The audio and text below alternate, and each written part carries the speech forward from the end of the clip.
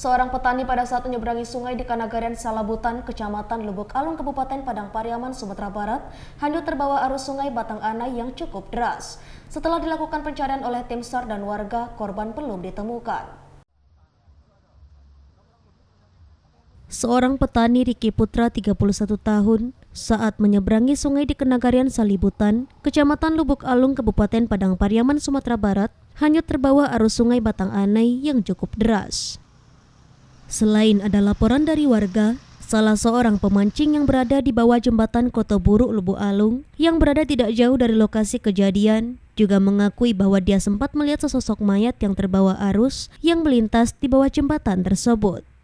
Sesosok mayat itu dikiranya orang yang sedang berenang, namun setelah diperhatikannya, sampai di sebuah lubuk, orang yang dikira berenang tidak muncul-muncul. Melihat kejadian tersebut, kemudian Romi bersama temannya melaporkan apa yang dilihatnya ke warga, sehingga warga ramai berdatangan ke lokasi tersebut. Setelah mendapatkan laporan adanya orang hanyut tersebut, tim SAR dibantu warga sekitar melakukan pencarian hingga sore tadi, namun hasilnya masih nihil. Sekitar jam 2 tadi. Jam 2. Abang lagi ngapain?